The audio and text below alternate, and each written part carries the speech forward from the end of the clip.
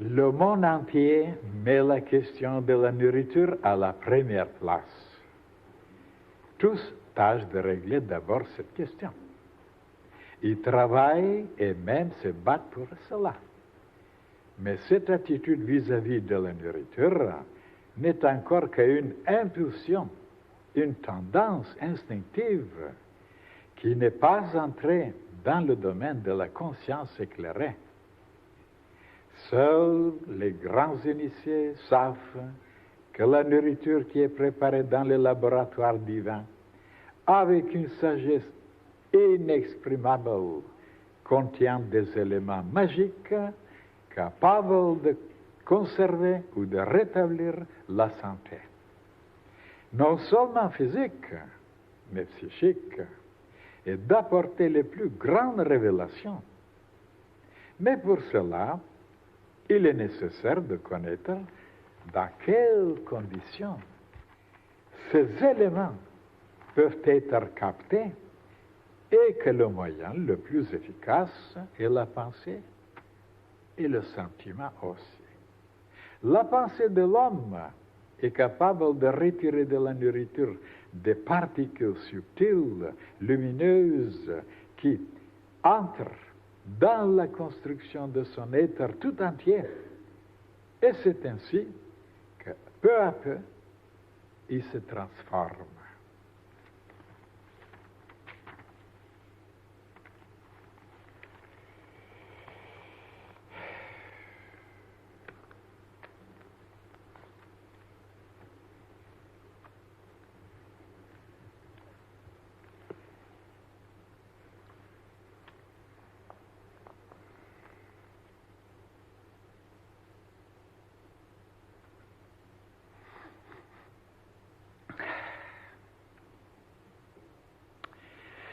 Cette page, mes chers frères et sœurs, n'est pas tellement inconnue, tellement difficile à comprendre, parce que déjà, il y a un petit livre qui traite de la nutrition.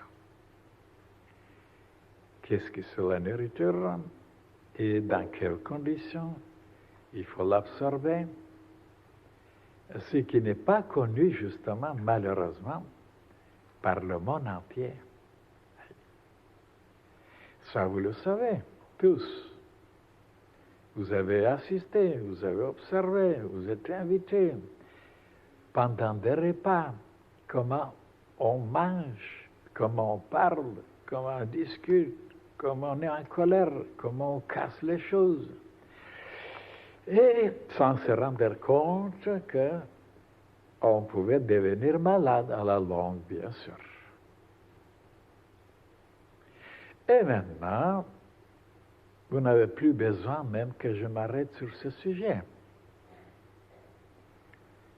Mais quand même, étant donné toujours qu'il y a le petit frère qui n'a pas entendu ça, je vais vous révéler certaines choses, même peut-être de nouvelles choses, parce que la question de la nutrition, c'est quelque chose d'immense, de large, de vaste, de profond, d'intéressant, de scientifique. Et c'est justement la seule chose que les gens n'ont pas compris comme il faut. Est-ce qu'ils ont pensé, par exemple, comment la nourriture est préparée dans les laboratoires de la nature? Et des mois et des années, comment le soleil travaille, comment d'autres esprits de la nature qui travaillent sur les arbres, sur les arbustes, sur les fleurs, sur les fruits. Qu'est-ce qu'ils sont en train de mettre en dedans? Et des choses tellement subtiles, tellement inconnues, tellement importantes, tellement extraordinaires. Et les humains n'ont jamais pensé à ça. Alors, ils savent seulement comment avaler, comment manger automatiquement, sans réfléchir, sans s'arrêter, sans comprendre, comme ça, en pensant que cela suffit. Ah oui, cela suffit pour le côté seulement physique, physiologique, anatomique, oui, biologique, mais même dans ce domaine, ce n'est pas tout à fait suffisant. Parce que vous allez voir maintenant qu'il y a d'autres choses à révéler. Alors, qu'on ne connaît pas encore comment la nourriture est préparée dans les ateliers du Seigneur, c'est entendu, ils ne savent pas. Maintenant, bien sûr, la science étudie de savoir quels sont les éléments, quelles sont les vitamines, quels sont, n'est-ce pas, les matériaux en dedans, ils sont en train. Mais, dans ce domaine-là, ils ont trouvé quelque chose, ils ont fait quelques découvertes, mais la façon de manger est inconnue pour eux. Ils savent beaucoup de choses maintenant, mais pas tout à fait, bien sûr. Quelles sont les propriétés, quelles sont les vertus, les qualités des légumes, des fruits, ainsi de suite. Il explique même, il y a des livres tout entiers. Mais la question n'est pas là seulement de savoir. Nous ne sommes pas tellement obligés de savoir tout ce qu'il y a dans la nourriture.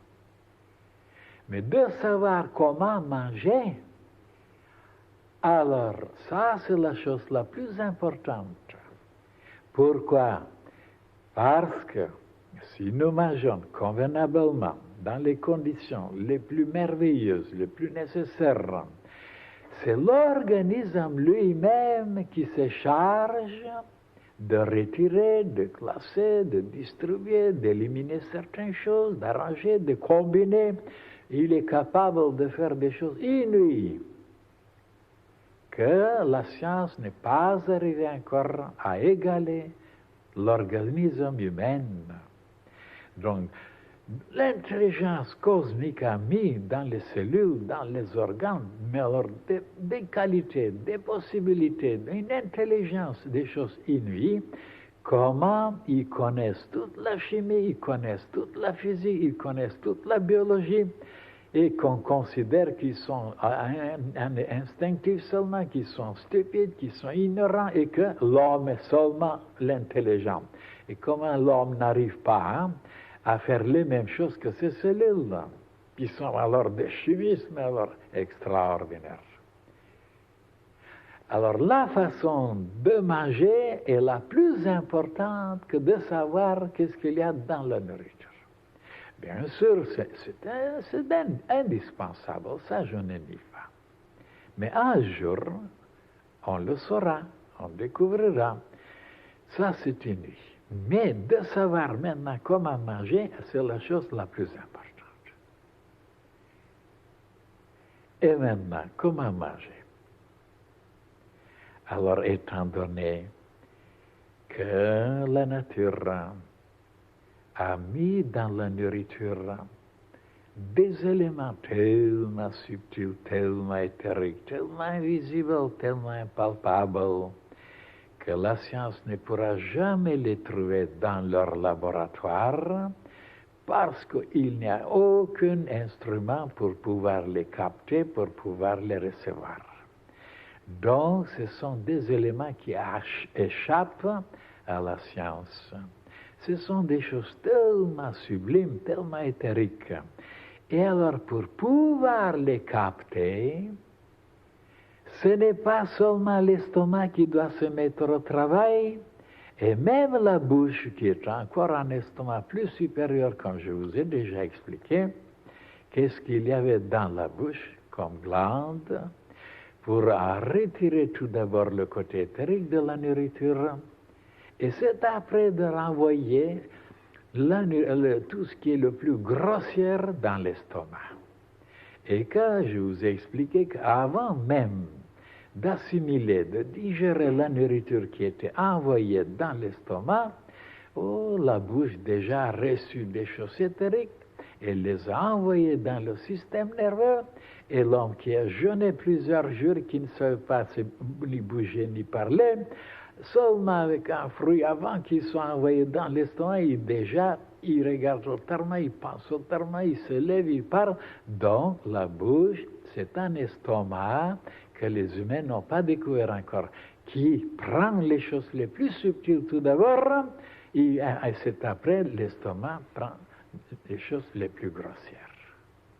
Encore une chose que les humains ne connaissent pas, même les plus grands savants ne connaissent pas, parce que je les ai vus comment ils mangeaient à table. Oui. Et alors, maintenant, les conditions, ça veut dire dans quel état il faut manger. Étant donné que c'est une chose parmi les plus importantes dans la vie, parmi les plus importantes, puisque sans la nourriture, sans ces forces qu'on en reçoit, on ne peut rien, on est mort. Alors donc, il n'y a rien au-dessus de la vie. Tout le reste, d'apprendre, de lire, de travailler, de bricoler, de se bagarrer, ainsi de suite, c'est à la deuxième, troisième et 1e place, parce que sans la vie, il n'y a rien. Donc la chose la plus importante, c'est la nutrition. Bien sûr, après, il y a la respiration, après, il y a encore d'autres choses, mais prenons dans le plan physique, il n'y a rien qui dépasse la nutrition. C'est la clé de tout, c'est le commencement de tout. Voilà, c'est la chose la plus importante. Mais, seulement quand on sait comment recevoir la nourriture, et c'est ça justement qui manque. Il mange automatiquement, il mange mécaniquement, il mange inconsciemment, il mange dans n'importe quel état psychique. Quand on est ennuyé, quand on est en colère, quand on est perturbé, quand on est désaxé, toujours on mange à ce moment-là, et sans se rendre compte que la digestion, les captations, les absorptions ne seront pas idéales. Il y aura toujours quelque chose qui manquera, il y aura toujours quelque chose qui nuira, et c'est comme ça que toutes les maladies proviennent de la nutrition défectueuse. Oui. Bien sûr, il y en a encore d'autres choses aussi dans le domaine du sentiment, dans le domaine de la pensée, mais beaucoup de maladies proviennent de la façon défectueuse de manger. Et maintenant, la lumière que je peux vous projeter maintenant là-dessus, c'est de savoir maintenant dans quelles conditions on peut manger correctement. Tout d'abord, de savoir que la nourriture contient des éléments de la plus haute importance, non seulement pour le domaine physique, pour le corps physique, mais pour la pensée, pour l'âme, pour l'esprit, pour les sentiments, pour l'état de conscience.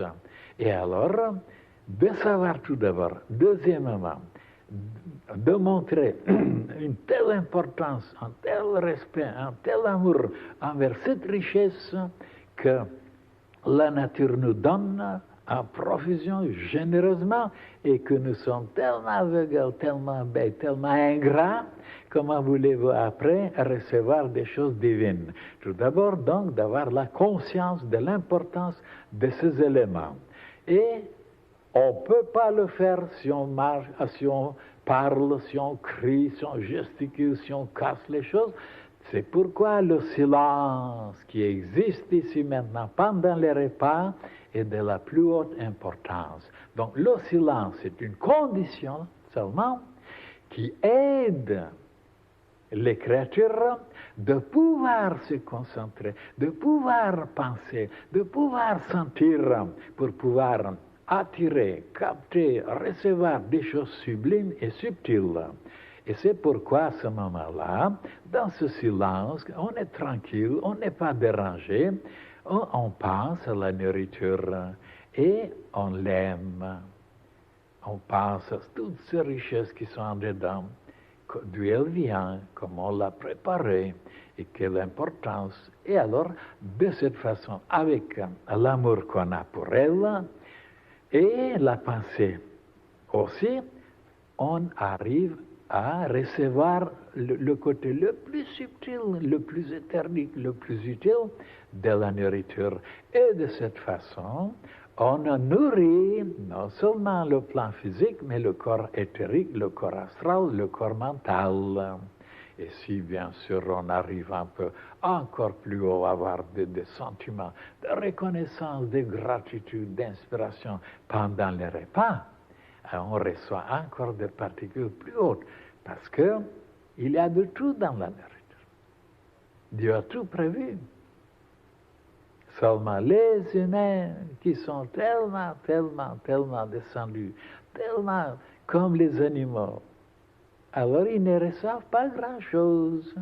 Seulement, bien sûr, des forces, des énergies pour se battre, pour crier, pour casser, pour ainsi de suite. Mais pas pour méditer, pour contempler, pour s'éloigner, pour capter, pour comprendre, pour voir, pour sentir, et pour aller jusqu'au ciel. Ils n'ont pas ces possibilités. Pourquoi? Parce que les éléments qui étaient dans la nourriture, qu'ils les ont rejetés, les meilleurs, ils ne les ont pas reçus, ils n'ont pas la possibilité. Pourquoi ils n'ont pas ces forces, ces puissances, ces pouvoirs d'aller très haut pendant la journée ou pendant la lecture ou pendant la contemplation. Alors vous voyez, la façon de manger peut nous aider énormément dans le travail spirituel.